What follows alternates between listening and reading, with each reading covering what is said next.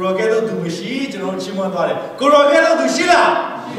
Kurogedo to Shila. Mushibu, General, Yeshukri Rogedo to Mushibu. Yeshukri Rogedo to Mushibu, General Dinino, Lula Popo Baba Beno, Pia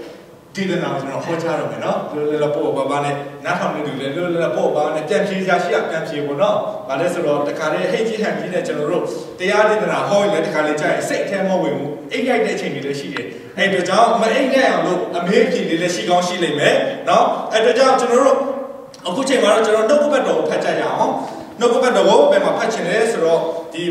no better, Mingla, the Yaromia, so from Ashima, Kanji. Nga, I can't get Toma, Bidoma, a song to Pachamare, send it to Pachamare. Kanji nga, I can't get Toma, Bidoma. Send it to Atuduka, Tuiloshi, Alo Tuduka Pachaya. Shimate Kanji nga, I can't get Toma, Nima, send alone each other to Rodi, Mingla Shijai, a Chamuga, Gami Nangan Dodi, Toduroi, Nangan Dodi. Secretary Twado to Rodi, Mingla Shijai, Chamuga to Rodi, Tata Chindo, Yauchalate, Saint Lunia de Muido to Rodi, Mingla Shijai, a Chamuga to Rodi, Vidogo, Muikaya Jalate,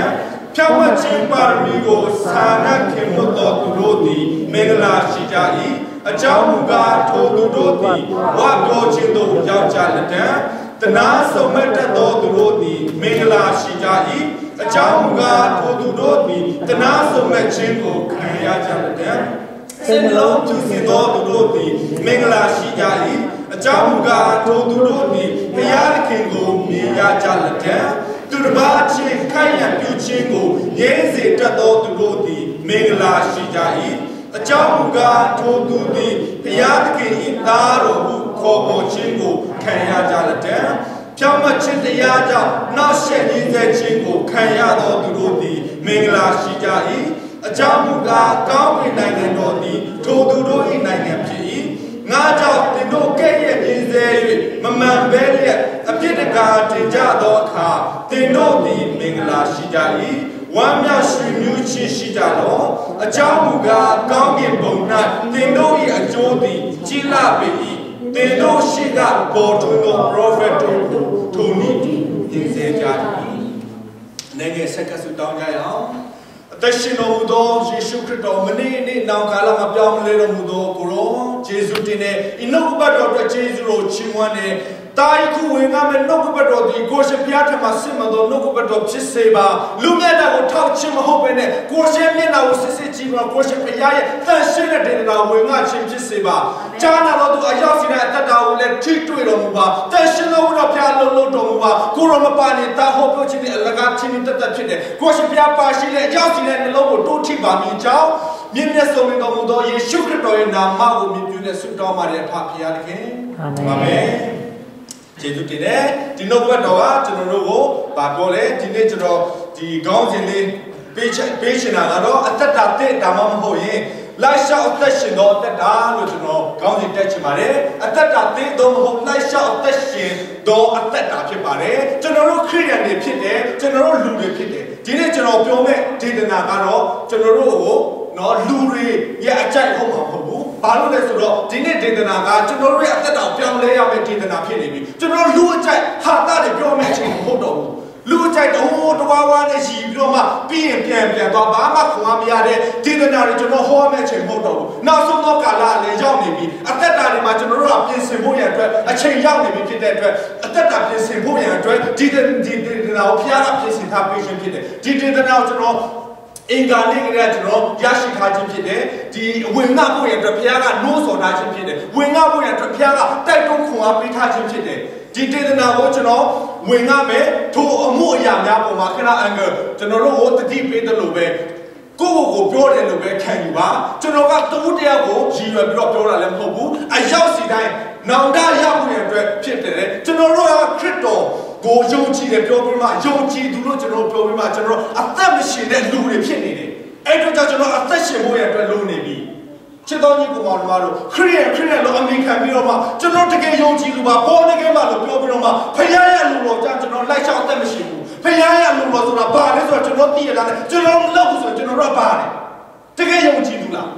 းယုံကြည်သူစစ်လာချစ်တော်ညီကောင်မတို့ဒီဖခင်ကြောင့်လည်းလူလည်းမဟုတ်ဘူးအကုန်လုံးဒီတရားဒေသနာကိုဘာလို့လဲဆိုတော့အသင်းတော်တိုင်းအတွက်ပြောခိုင်းတဲ့ဒေသနာဖြစ်တယ်ခရစ်ယာန်ယုံကြည်သူမှအရောက်စီတိုင်းအတွက်ပြောခိုင်းတဲ့ဖခင်ရဲ့ဒေသနာတော်ဖြစ်တယ်ထို့အတွက်ကြောင့်ဒီဒေသနာဟာလူမျက်နှာကိုထောက်ပြီးတော့မှပြောတဲ့ဒေသနာလုံးဝမဟုတ်ပါဘူးလူအကြိုက်ကိုပြောတဲ့ဒေသနာလည်းလုံးဝမဟုတ်ပါဘူးအဲ့အတွက်ကြောင့်ချစ်တော်ညီကောင်မငါနဲ့သက်ဆိုင်မှုရှိတယ်ငါနဲ့ဒီဒေသနာဟာငါ့ကိုပြောနေတာကလားဆိုရင်ငါတက်တော့ငါပြုတ်ပြင်ဖို့လိုတယ်ဆိုတော့ခံယူပါချစ်တော်ညီကောင်မတို့ဒီနေ့ဟာကျွန်တော်တို့ရဲ့အသက်တာကိုပြောင်းလဲရမယ့်နေ့ဖြစ်တယ်ဒီနေ့ဟာကျွန်တော်တို့ရဲ့အသက်တာကိုပြင်ဆင်ရမယ့်နေ့ဖြစ်တယ်အသက်ရှင်ပြီးတော့မှနှုတ်ကပတ်တော်ကိုသိနေတဲ့နှုတ်ကပတ်တော်ရဲ့အလိုတော်တိုင်းလက်ဆောင်အသက်မရှင်တဲ့အသက်တာဟာယုံကြည်သူရဲ့အသက်တာစစ်မှန်တဲ့ယုံကြည်သူရဲ့အသက်တာမဟုတ်ပါဘူးချစ်တော်ညီကောင်မတို့လိန်ညာနေတဲ့ယုံကြည်သူရဲ့အသက်တာဖြစ်ပါတယ်ကျွန်တော်တို့ကလိန်ညာနေတဲ့သူတွေလားလိန်ညာနေတဲ့သူတွေဆိုရင်နှုတ်ကပတ်တော်ကိုကျွန်တော်သိလို့ရတယ်ဒါပေမဲ့လက်လျှောက်သက်ရှင်ကြမလို့ဘူးတကယ်ယုံကြည်သူဆိုရင်ဒီလက်လျှောက်သက်ရှင်ဖို့လိုတယ်စိတ်နှလုံးနဲ့ချတော့သူတို့ဒီမင်္ဂလာရှိတယ်တဲ့ကျွန်တော်တို့စိတ်နှလုံးဘယ်လောက်နဲ့ချနိုင်ပြီလဲဖခင်ကကျွန်တော်တို့မင်္ဂလာရှိတဲ့လူဖြစ်စေချင်လို့ကျွန်တော်တို့စိတ်နှလုံးနဲ့ချခိုင်းတာခရစ်ယာန်ညီကောင်မတို့ကျွန်တော်တို့အခုကဘာတွေလုပ်နေကြလဲအသင်းတော်မှာဘာတွေဖြစ်နေကြလဲအသင်းတော်အသီးတိုင်းမှာဘာတွေဖြစ်နေကြလဲအသင်းတော်အသီးတိုင်းမှာပြဿနာတွေရှိနေကြတယ်ဒါပါလေတာယုံကြည်သူအသင်းတော်လားခရစ်ယာန်ယုံကြည်သူရမေထာယာဖွဲ့တဲ့နေရာပြဿနာရှိရမယ့်နေရာလားယုံကြည်သူရမေထာယာဖွဲ့တဲ့နေရာကပြဿနာလုံးဝရှိရမယ့်နေရာမဟုတ်ဘူး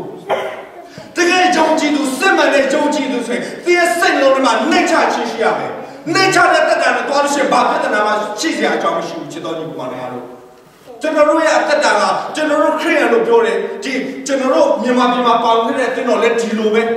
ဒီတခြားစိတ်မှာပါဝင်ခဲ့တဲ့အသင်းတော်လည်းဒီလိုပဲတခြားအသင်းတော်တွေလည်းဒီလိုပဲအသင်းတော်များများစွာကပါဝင်ဖို့တဲ့ဒီတိုင်းပဲဘာမှထူးခြားမှုမရှိဘူးထူးခြားမှုမရှိတဲ့အသင်းတော်တွေမှာကျွန်တော်တို့ဘာလုပ်နေလဲကျွန်တော်ထူးခြားအောင်ကျွန်တော်မလုပ်နိုင်တော့ဘူးလားကျွန်တော်အသက်တာတွေမပြောင်းလဲနိုင်တော့ဘူးလားကျွန်တော်အသက်တာကိုဖြတ်ပြစ်စင်ဖို့လိုနေချစ်တော်ညီကောင်တို့ကျွန်တော်ဒေသနာကိုကြည့်တယ်ဒေသနာတိုက်လက်လျှောက်အသက်မရှိဘူးဆိုကျွန်တော်အချင်းချင်းတက်ပဲဖြစ်တယ်ဒီကမ္ဘာဦးကျမ်းမှာကျွန်တော်ဖတ်တဲ့အခါမှာဒီနောအေးရဲ့အသက်တာကိုကျွန်တော်တွေ့ရတယ်နောအေးရဲ့အသက်တာမှာဘာပြောထားလဲဆိုတော့တစ်ချက်ကြည့်ရှင်လေနောအေးရဲ့အသက်တာမှာနောအေးကသူ့ကိုဘုရားသခင်ကတင်မောကြီးဆောက်ခိုင်းတယ်တင်မောကြီးဆောက်ခိုင်းတဲ့အခါမှာသူကညင်းသလားဆိုတော့သူကမငြင်းဘူးပြီးတော့မှဘာလုပ်လဲသူကမငင်းတဲ့ပြင်နှုတ်ကပတ်တော်ထဲမှာဘာပြောလဲမှာထားတော်မူသည့်အတိုင်းလဲနောအေးပြုလေ၏မှာထားတော်မူသည့်အတိုင်းလဲနောအေးပြုလေ၏တဲ့အခန်းကြီး6အခန်းငယ်20မှာမှာထားတော်မူသည့်အတိုင်းလဲနောအေးပြုလေ၏ကျွန်တော်တို့ဟောနောအေးရဲ့အကြောင်းကိုကျွန်တော်ဖတ်တယ်နောအေးအကြောင်းကိုကျွန်တော်ဖတ်တဲ့အခါမှာနောအေးအဖြစ်ဒီတရိတ်ဆန်တဲ့နောက်သင်္ဘောနဲ့ထည့်တယ်ဒါတော့ပဲကျွန်တော်သိခဲ့သလားနောရဲ့တတာအဖြစ်ကျွန်တော်တို့ဒီလောကကြီးကိုရေနဲ့လွှမ်းမိုးတဲ့အခါမှာဘုရားသခင်ကဝမ်းနေပြီးတော့မှနောက်တစ်ခါဘယ်တော့မှခွာယူရေနဲ့လွှမ်းမိုးစေရဘူးဆိုပြီးတော့မှဘုရားက promise ပေးတယ်တက်တယ်ကြီးကိုကြည့်ပြီးတော့မှကျွန်တော်ပြီးသွားတော့လား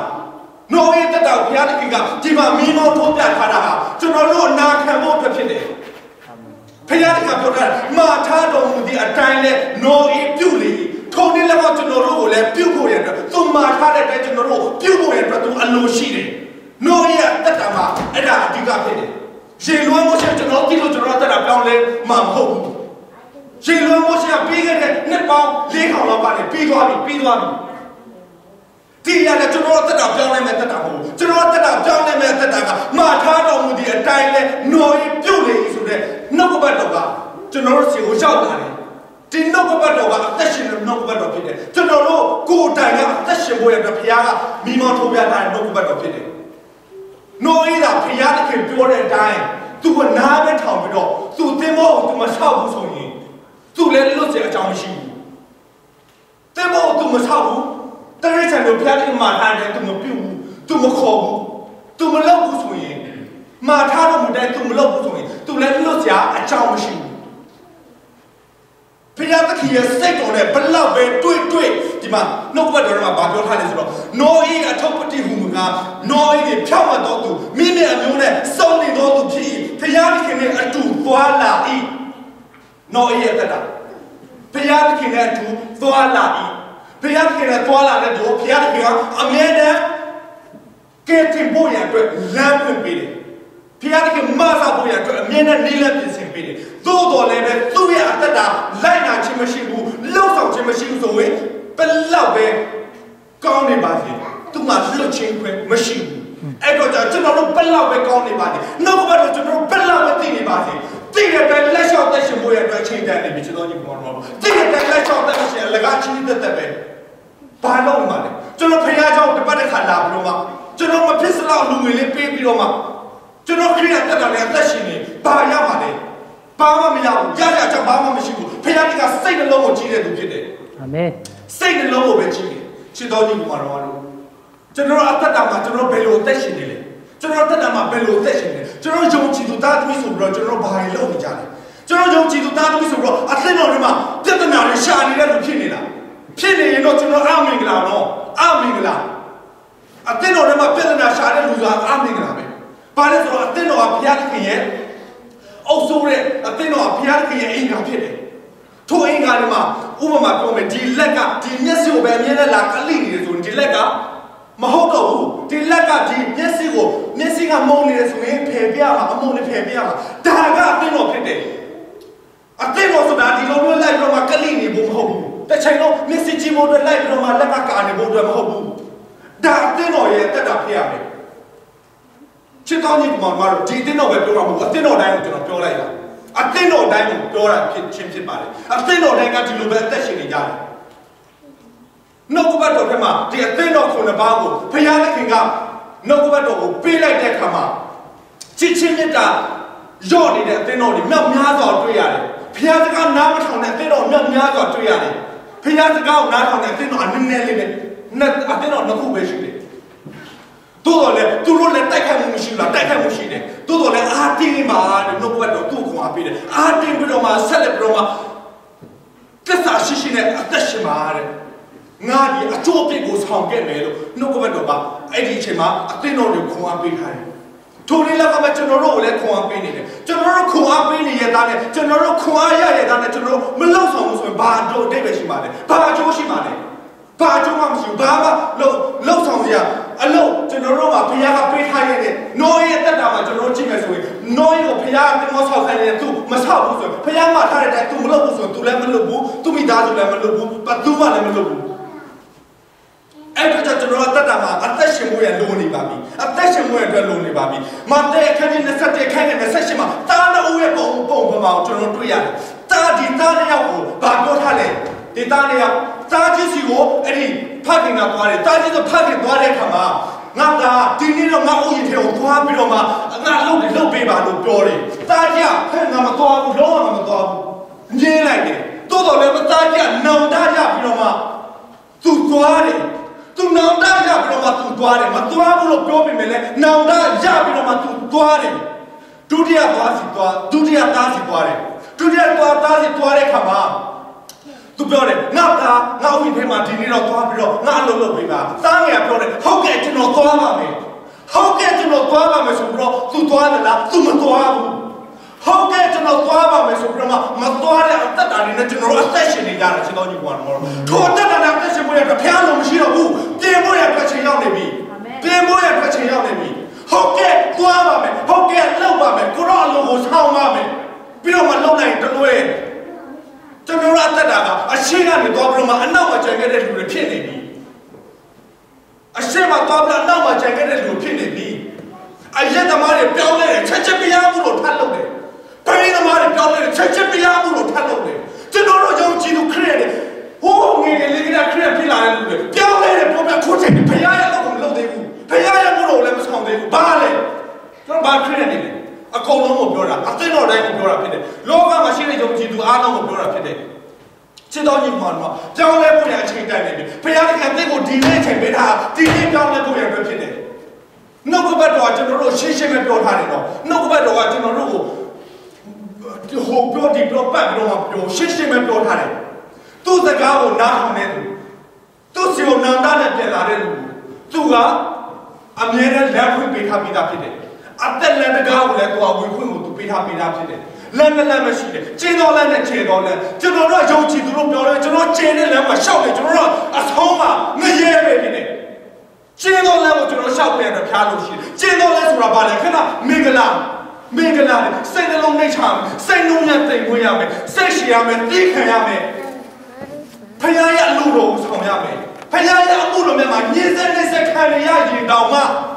ဖခင်ကဝမ်းမြောက်ခြင်းရှိကြတော့တဲ့ဝမ်းမြောက်ခြင်းရှိကြလို့ဘုရားကပြောထားတယ်ချစ်တော်ကြီးကမတော်တို့ကျွန်တော်တို့ဒီနေ့အသက်ရှင်နေတာဟာအလကားချင်းနေတဲ့တက်ကျွန်တော်တို့အချိန်ကုန်ပြီးတော့မှတလတပတ်တစ်ခါဘုရားရောက်လာပြီးတော့မှဘုရားရောက်ထဲမှာလာပြီးတော့မှတချင်းလေးဆိုလိုက်စိတ်မပါတဲ့ဘာနဲ့တချင်းလေးဆိုလိုက်စိတ်မပါတဲ့ဘာနဲ့ဆူလေးတောင်းလိုက်စိတ်မပါတဲ့ဘာနဲ့အလုံးလုံးနေချင်းကိုဘုရားကအလိုမရှိတော့ဘူးအခုအချိန်ကကျွန်တော်လုပ်ရင်လည်းပူရင်လည်းပူအေးရင်လည်းအေးအနွေးရုံနဲ့သာနွေးတဲ့သူတွေငါခတွင်းကနေပြီးတော့မှထွေးလို့နေတဲ့ဘုရားကနွေးရုံနဲ့ဟိုလည်းမရဒီလည်းမရဟိုလည်းမဟုတ်ဒီလည်းမဟုတ်ဒီတက်တာဘုရားကလို့ရှိတော့2014မှာကျွန်တော်ဒီလိုအသက်တာနဲ့အသက်ရှင်ခဲ့တယ်လားအသက်ရှင်ခဲ့တယ်ဆို2015မှာပြောင်းပါ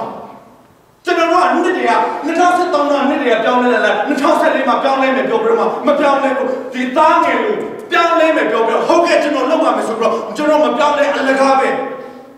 ဘာမှအကျိုးမရှိဘူးဖခင်ရဲ့နိုင်ငံလို့တွေ့လဲဘာမှအတိတ်ပဲရှိမှာမဟုတ်ဘူးအဲ့တော့ချစ်တော်ညီကိုမောင်မတို့ချစ်တော်ညီကိုမောင်မရှင်းလို့တတိပြလိုက်ခြင်းဖြစ်ပါတယ်ဖခင်ကဒီအေးရင်လည်းအေးပါမအေးရင်လည်းပူပါအေးလို့ပူတယ်လို့ဂျားတွေကသွားတဲ့တက်တာဂျားလည်းမရှိဘူးနော်ဂျားလည်းမရှိဘူးထာဝရကောင်းကင်နဲ့ထာဝရငရေပဲရှိတယ်ဂျားလည်းမရှိဘူးကျွန်တော်ယုံကြည်သူအတွက်ချစ်တော်ညီမောဒါကိုတတိထားပါဒါကိုကျွန်တော်တတိထားဆင်ခြင်ဖို့အတွက်အချိန်တန်နေပြီနှုတ်ကတော့ဒီမှာမသက်ခန်းကြီးကိုခန်းနဲ့ဆက်ချောင်းမှာအဝတ်ဟောင်းကိုအထက်တက်နဲ့ဟာလေးမရှိတော့ထားတယ်အတ္တတာဟောင်းနဲ့အတ္တတာတက်ကိုခေါင်းပိုင်းလို့မရဘူးဆိုတော့ပြောထားတာစပြည့်ဘူဟောင်းနဲ့စပြည့်တဲ့ထဲလို့မရဘူးထိုးသောထဲလေးနှစ်ပန်းလုံးပြက်စီးလိုက်မယ်တဲ့အတ္တတာတဲ့ထဲမှာအတ္တတာဟောင်းကိုဆွဲယူလာလို့မရဘူးအတ္တတာဟောင်းနဲ့အတ္တတာစတစ်တော့ဆွဲထဲလို့မရဘူးအချိန်တန်နေပြီကျွန်တော်အတ္တတာတဲ့နဲ့အသက်ရှင်မလားအတ္တတာတဲ့နဲ့အသက်ရှင်မလားအတ္တတာဟောင်းနဲ့အသက်ရှင်မလားအဟောင်းနဲ့ပဲအသက်ရှင်မလားတင်ရွေးချယ်ပါဘုရားရဲ့နှုတ်ကပတ်တော်ကကျွန်တော်တို့ကိုရှင်းရှင်းပဲပြောထားတယ်နှစ်လမ်းမရှိဘူးနှစ်မျိုးမရှိဘူးအသက်နဲ့အဟောင်းမပေါင်းဘူးအသက်နဲ့အဟောင်းမပေါင်းတယ်လို့အဆိုးနဲ့အကောင်းနဲ့မပေါင်းဘူးအဆိုးနဲ့အကောင်းမပေါင်းတယ်လို့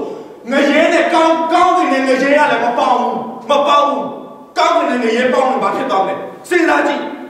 peaceful ဖြစ်တဲ့နေရာနဲ့တကယ်ကိုအဘာခက်တဲ့ချင်းငိုကြွေးချင်းအမျိုးရှိတဲ့နေရာနှစ်ခုတော့ပေါင်းကြည့်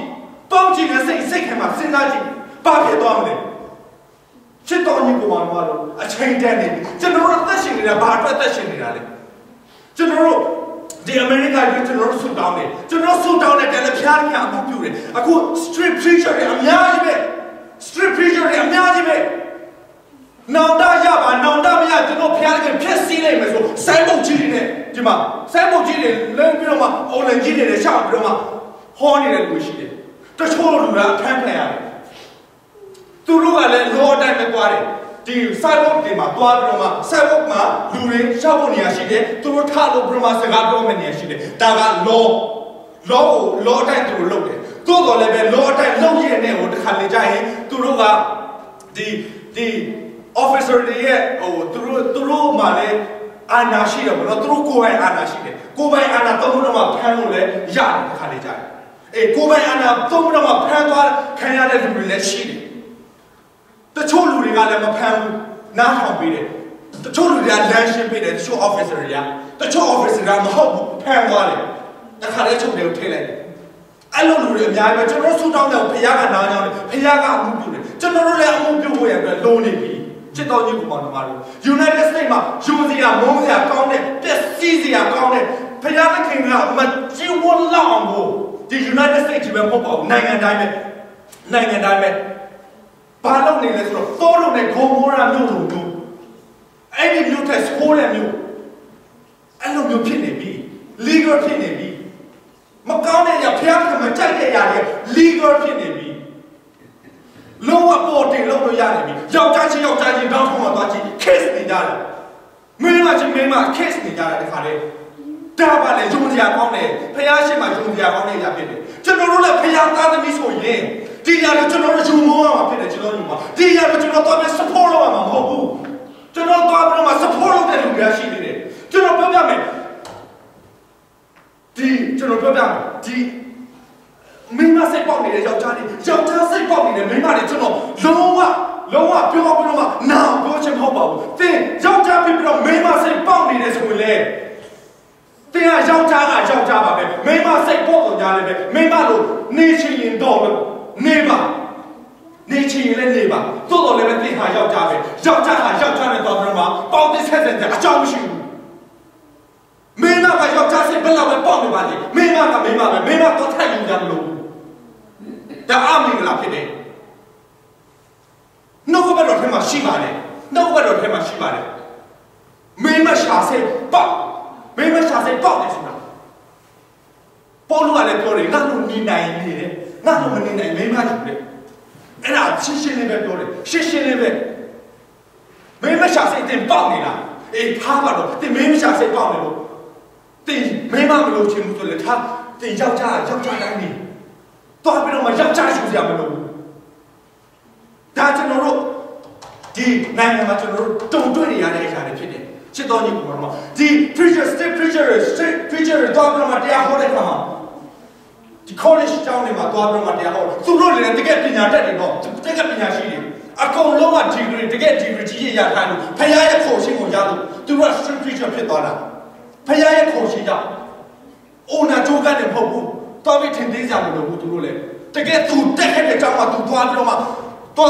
နောင်တရကြတော့နောင်တမရလေဖြားတဲ့ခင်ကတင်တို့ finish လုပ်မယ်ဆိုပြီးတော့သွားခေါ်တယ်အဲ့ဒီမှာ college ကျောင်းသားတွေဟာသူ့အမျိုးမျိုးပဲဆောင်ပြောကြတယ်အမျိုးမျိုးပဲပြောကြတယ်ပြီးတော့မှရှိသေးတယ်alcohol တွေပါလေမင်းတို့ alcohol တွေပါလေတောက်တယ်မင်းတို့ဒါတွေကိုနောင်တရကြတော့သူတို့ကဘာပြန်ပြောလဲယေရှုခရစ်တော်ကဝိုင်းကိုရေကိုဝိုင်းဖြစ်စေရပဲတဲ့ယေရှုခရစ်တော်ကဝိုင်းရေကိုဝိုင်းဖြစ်စေရပဲတဲ့ငါတို့ဒါဟန်တောက်တာဘာဖြစ်လဲတဲ့နှုတ်ကပတ်တော်မှာပါတော့ဒါနဲ့ပြန်ခိုင်းနေသူကအဲ့ဒါကကျွန်တော်ပြောပြမယ်စာရမဏကလည်းကျွန်တော်တို့တစ်ခါလေကြာရင်နှုတ်ကပတ်တော်နဲ့လာတော့ခိုင်းတာတော့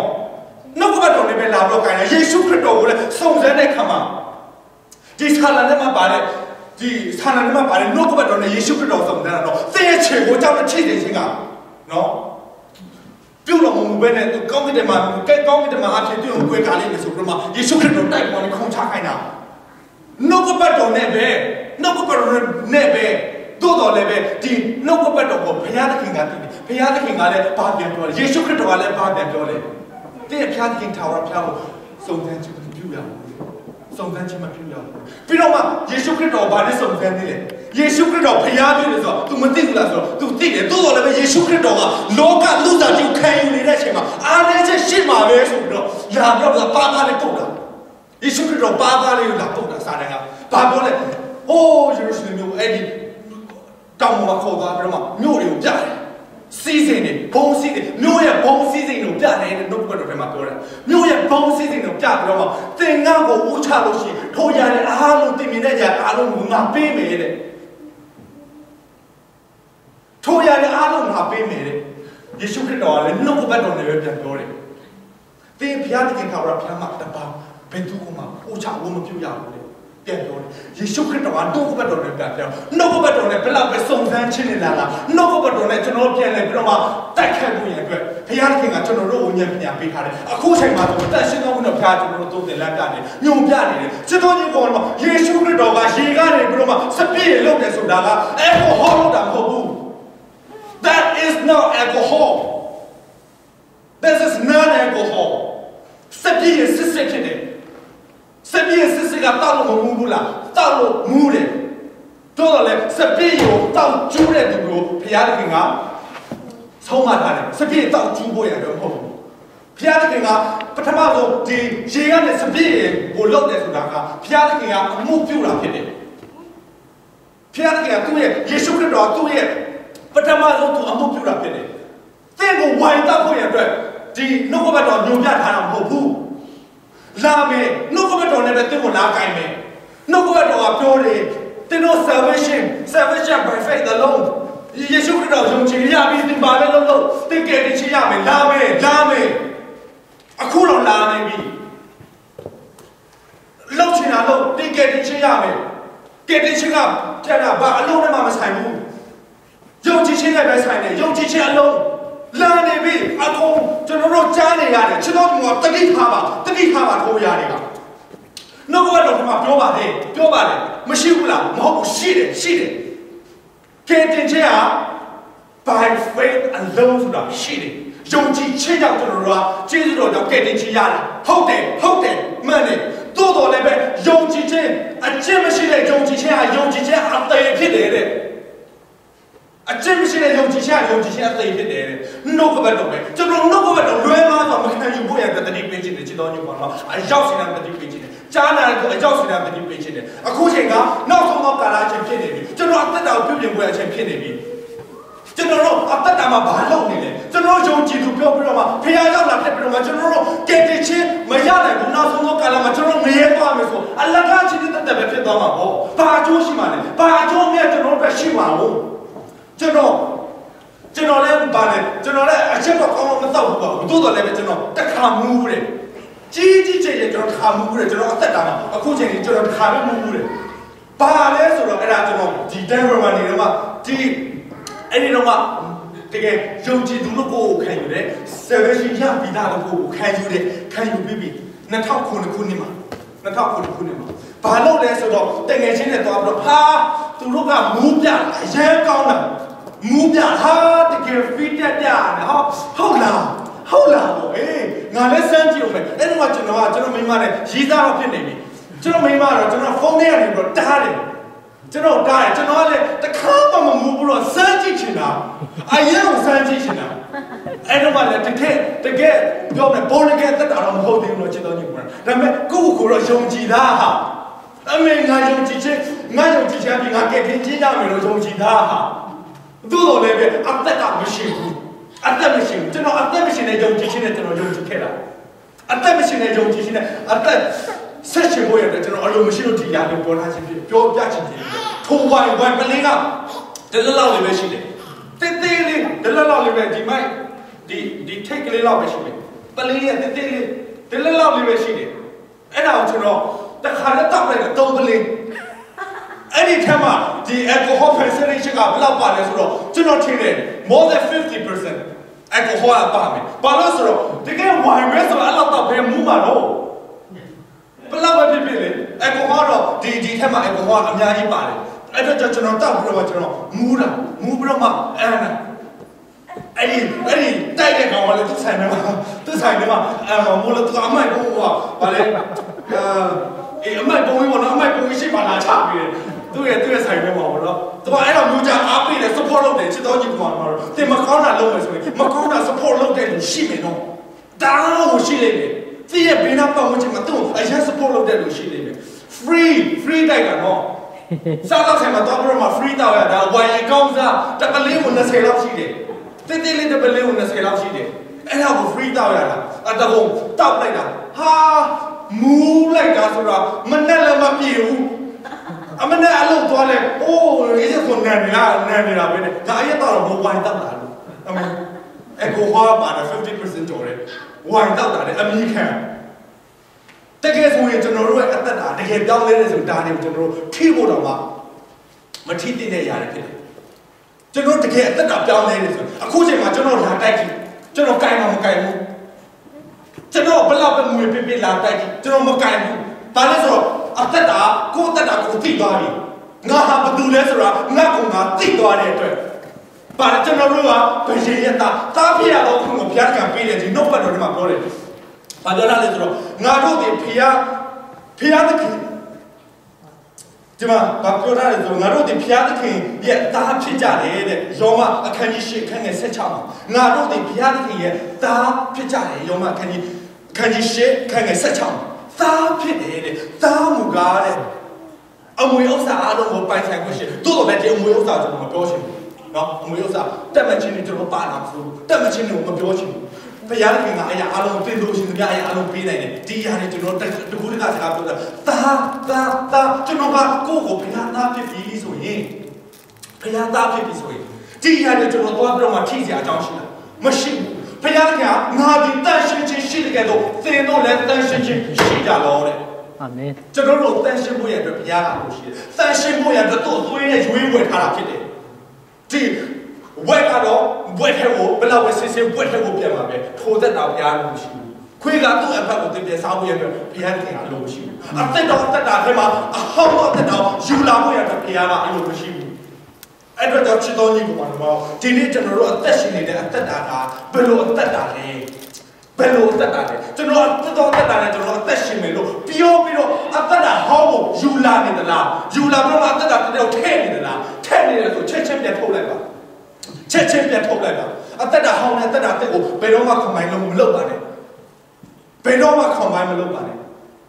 combine လုပ်စရာအကြောင်းမရှိပါဘူးချစ်တော်ညီကိုမှာအဲ့တော့ကြောင့်ခွန်အားပေးခြင်းနဲ့ခွန်အားပေးခြင်းနဲ့ခွန်အားပေးခြင်းနဲ့ချစ်တော်ညီကိုမှာတော့သင်ကိုခွန်အားပေးတာဘုရားသခင်ဖြစ်တယ်ငါ့ကိုခွန်အားနဲ့ပြည့်စုံစေတော်မူသောခရစ်တော်အပြင်ခါသိမ်းတော်မူလို့ငါတက်ဆွမ်းနိုင်ငါရဲ့အသက်တော်တက်တာထဲမှာဘယ်တော့မှတက်တာဟောငါယူမလာတော့ပါဘူးခရစ်တော်အပြင်ငါတက်နိုင်တယ်ဟာလေလုယာအာမင်ဟာလေလုယာအာမင်ငါရဲ့တက်တာတက်တဲ့ဘယ်တော့မှငါရဲ့တက်တာဟောကိုယူဆောင်မလာဘူးငါရဲ့ဒီခန္ဓာကြီးကဘုရားသခင်ရဲ့ပဲ့မဲ့တော်ဖြစ်တဲ့အတွက်ဒီခန္ဓာကြီးကိုညှပ်ပတ်စေမဲ့ရပြင်ပြစေမဲ့ရပြည့်စည်စေမဲ့ရငါဘယ်တော့မှမပြုတ်ဘူးဆိုတာကိုငါ့ကိုခွန်အားနဲ့ပြည့်စေတော့ခရစ်တော်အပြင်ငါတက်နိုင်တယ်ဆိုတော့တန်နေတာချရဲရမယ်ယုံကြည်သူရဲ့တက်တာယုံကြည်သူရဲ့တက်တာတန်နေတာချိန်ချရဲရမယ်အေးလည်းမအေးပူလည်းမပူနွေးတဲ့တက်တာကိုအလိုမရှိတော့ဘူးအလိုမရှိတော့ဘူးအဲ့တော့ကြောင့်ချစ်တော်ညီကိုမောင်နှမတို့ချစ်တော်ညီကိုမောင်နှမတို့ဒီနေ့ဟာကျွန်တော်တို့ရဲ့အသက်တာမှာကျွန်တော်တို့အသက်တာတစ်ထဲကိုအသက်တာဟောယူမလာဖို့ရအတွက်အချိန်ဖြစ်တယ်အသက်တာတစ်ထဲကိုအသက်တာဟောစုပ်ပြနေတဲ့အရာတွေကျွန်တော်တို့ဇာတိရာတွေယူမလာဖို့ရအတွက်ဖြစ်တယ်ဇာတိလူနဲ့ဝိညာဉ်လူကဆက်တင်မဲ့ဖြစ်တယ်ဆိုတော့ဒီယောမခန်းကြီးရှေ့ခန်းက9နဲ့10မှာ9ကနေပြီးတော့10ချီဇာတိလူနဲ့ဝိညာဉ်လူကဆက်တင်မဲ့ဖြစ်တယ်ဆိုတော့ဘာလဲပြောထားတယ်ဇာတိလူနဲ့ဝိညာဉ်လူကဘယ်တော့မှပေါင်းစည်းလို့မရဘူးဆိုတာပြောထားတယ်ဇာတိပဂရိယတက်တာနဲ့အသက်ရှင်ပြီးတော့မှဝိညာဉ်ပဂရိယအလုပ်ကိုလုပ်လို့မရဘူးဝိညာဉ်ပဂရိယတက်တာနဲ့အသက်ရှင်ပြီးတော့မှဇာတိလုပ်ကိုလုပ်လို့မရဘူးအဲ့ဒါကဘာပြောလဲကျွန်တော်တို့အလုပ်မလုပ်ရဘူးလို့ပြောတာမဟုတ်ဘူးနော်အလုပ်မလုပ်ရဘူးပြောမှာမဟုတ်ဘူးကျွန်တော်တို့အလုပ်လုပ်နေတယ်ထိုအလုပ်ထဲမှာကျွန်တော်စိတ်မနဲ့မိုးမိဖို့ရအတွက်ဖြစ်တယ်လူတယောက်ကသခင်ရဲ့ဦးရဲ့အစေကိုမခံနိုင်ဘူးတဲ့လူတယောက်ကသခင်ရဲ့ဦးရဲ့အစေကိုမခံနိုင်ဘူးတဲ့အခန်းကြီးမဿဲအခန်းကြီး6ခန်းငယ်24မှာအဘယ်သူများသခင်ရဲ့ဦးရဲ့အစေကိုမခံနိုင်တူဦးကိုမုန်းရင်တူဦးကိုချစ်မယ်တဲ့တူဦးကိုမခံမညာဘူးဘုရားတူဦးကိုချုပ်သေးလိမ့်မယ်တဲ့ပြောထားတယ်နှုတ်ကပတ်တော်ရှင်းရှင်းလေးပဲပြောထားတယ်အကောင်းနဲ့အဆိုးအမှားနဲ့အမှန်ငရဲနဲ့ကောင်းကင်ဒါပဲတခြားလည်းမရှိဘူးအဲ့အတွက်ကြောင့်ချစ်တော်ညီကိုကျွန်တော်တို့ဒီနေ့ပြန်လမ်းကိုပြန်တယ်ကျွန်တော်အသက်တာပြည့်တဲ့အသက်ရှင်ကြပါစို့အသက်တာပြည့်တဲ့အသက်မရှိရင်ကျွန်တော်တို့ perish ကျွန်တော်တို့စီရင်မဲ့နေရကနီးနေပြီနော်ကျွန်တော်စီရင်မဲ့နေရကနီးနေပြီကျွန်တော်နောင်တရကြရအောင်ကျွန်တော်နောင်တရကြရအောင်ကျွန်တော်ငါအရှက်မတောက်ခဲ့ဘူးငါဆင်းလည်းမတောက်ဘူးငါကောင်းဆုံးသက်ရှင်ပြီးတော့ငါပြည့်စုံတယ်လို့ကိုယ့်ကိုယ်တော့မထင်ပါနဲ့ကိုယ့်ကိုမထင်ပါနဲ့အဲ့ဒီငါဆိုတဲ့မာနာကအဲ့ဒါအပြစ်ဖြစ်တယ်အဲ့ဒီမာနာကအပြစ်ဖြစ်တယ်အဲ့တို့ကြောင့်အရောက်စီတိုင်းမှာကျွန်တော်တို့ကကောင်းတဲ့လူရှိတယ်တရားမှမရှိကျွန်တော်အရောက်စီတိုင်းအပြစ်ရှိတယ်ကျွန်တော်အပြစ်တွေကိုကျွန်တော်ပြန်လဲဝန်ချတောင်းမှဖို့လို့အပြစ်တော့တက်တာနဲ့အသက်ရှင်ဖို့ရလို့တယ်အပြစ်တော့တက်တာနဲ့အသက်မရှိဘူးအပြစ်တော့တက်တာထဲမှာအသက်တာဟောင်းပဲဆွဲထည့်တယ်ဆိုရင်ပျက်စီးပြီစပြည့်ဘူဟောင်းနေစပြည့်အသက်ဘူဟောင်းနေစပြည့်အသက်ထဲလို့ရှိရင်နှစ်ပါးလုံးပျက်စီးလိမ့်မယ်တဲ့အသက်တာတက်ထဲကိုအသက်တာဟောင်းဆွဲထည့်လာလို့ရှိရင်နှစ်ပါးလုံးပျက်စီးလိမ့်မယ်ချစ်တော်ညီကို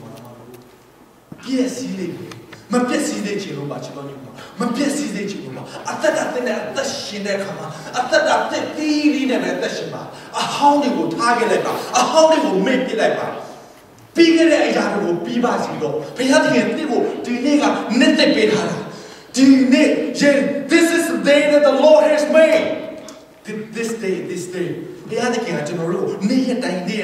ရုဏာတက်ကိုပေးတယ်နေ့ရက်တိုင်းကနေ့ရက်သက်တွေကိုကျွန်တော်တို့ပေးတယ်ကျွန်တော်အသက်တာတွေပြောင်းလဲဖို့ပြောင်းလဲပြီးတော့ပြောင်းလဲဖို့အတူဖြစ်တယ်ကျွန်တော်တို့ဆိုနေတာဒါယူနီးစေပါကျွန်တော်တို့ဆိုနေရတယ်ကျွန်တော်တို့ကိုယ်တိုင်ကမသွားဘူးဆိုနေဘုရားကကျွန်တော်တို့ကိုအတတ်နဲ့ကျွန်တော်ခေါ်တယ်ဘုရားသခင်ကလည်းကျွန်တော်တို့ကို free will ပေးထားတယ်နော် free will ပေးထားတယ်ချစ်တော်ညီကောင်မတို့ကျွန်တော်တို့ရွေးချယ်ခွင့်ကိုကျွန်တော်တို့ပေးထားတာရွေးချယ်ခွင့်ကိုပေးထားတာချစ်တော်ညီကောင်မတို့တဲ့တက်တာတင်ဘယ်သူ့ကိုရွေးချယ်မလဲဘာကိုရွေးချယ်မလဲဘုရားသခင်တင်ကိုလမ်းပေးထားတယ်ချစ်တော်ညီကောင်မတို့ချစ်လို့တတိပေးလိုက်မယ်အသက်တာဟောင်းတဲ့ကိုအသက်တာတင်မပုတ်တို့အသက်တာတင်တဲ့ကိုအသက်တာဟောင်းယူလိုက်ရင်ပျက်စီးခြင်းတို့ရောက်မယ်အဲ့အတွက်ကြောင့်အသက်တာတင်တဲ့အသက်ရှင်တဲ့အခါမှာအသက်တာအသက်နဲ့ပဲအသက်ရှင်ပါအသက်တာဟောင်းကိုလှုပ်ပစ်လိုက်ပါစွန့်ပစ်လိုက်ပါမေ့ပစ်လိုက်ပါငါဘယ်တော့မှဒီအသက်တာထဲမှာငါအသက်မရှိခဲ့ဘူးဆိုတာမေ့ပစ်လိုက်ပါယခုငါရှင်နေတဲ့အသက်ကယေရှုခရစ်အပြင်ငါရှင်နေတဲ့အသက်ဖြစ်တယ်ယေရှုခရစ်အလိုတော်ဆောင်မဲ့အသက်တာဖြစ်တယ်သင်ခံယူလိုက်ပါသင်ကလောကသားဖြစ်တယ်လောကဟာငါလောကသားပါဆိုတော့ excuse ယူဖို့အတွက်အချိန်မဟုတ်တော့ဘူးသင်လောကသားဆိုတာဘုရားသခင်ကသိလို့သင်နဲ့တူငါအစင်မြဲရှိမယ်အေမာနွေလဆိုတဲ့ဘုရားကိုဘုရားသခင်ကအလကားအချင်းချင်းတက်ကြီးနှုတ်ကပတ်တော်ပေးခဲ့တာမဟုတ်ဘူးသင်နဲ့တူသင်ကိုမှားစားမဲ့ဘုရားကသင်နဲ့တူရှိနေတယ်သင်သက်တာသင်ထဲမှာသင်နဲ့တူရှိနေတယ်ဆိုတာပေါ့ဒါဘုရားသခင်ကသင်ကိုခွာပေးထားခြင်းဖြစ်တယ်ဘုရားသခင်ကသင်တို့ကိုမိမပဲဖြစ်စေခြင်းကငါစွန့်ပစ်တော့မထားဘူးတဲ့ဘုရားသခင်ကသူ့ရဲ့အစီအစဉ်ထဲမှာအားလုံးကျွန်တော်တို့ကိုနော် perfect သူ့ရဲ့အစီအစဉ်ထဲမှာအားလုံးစီစဉ်ထားပေးပြီးသားကျွန်တော်တို့ကသူ့ရဲ့အစီအစဉ်ကိုသိပြီးတော့အစီအစဉ်တိုင်းလိုက်လျှောက်တက်ရှင်ဖို့ရလို့တယ်အစီအစဉ်တိုင်းလိုက်လျှောက်တက်ရှင်တယ်ဆိုကျွန်တော်တို့ရဲ့အောင်မြင်ခြင်းကဘာလဲတနေ့ထာဝရတက်ဖြစ်တယ်ထာဝရတက်ဖြစ်တယ်တကယ်ချင်းတယောက်ကပြောတယ်လိမ္မာရတာအရင်ပင်မနဲ့ဟုတ်တယ်လိမ္မာရတာအရင်ပင်မနဲ့သိခံရတာလည်းအရင်ပင်မနဲ့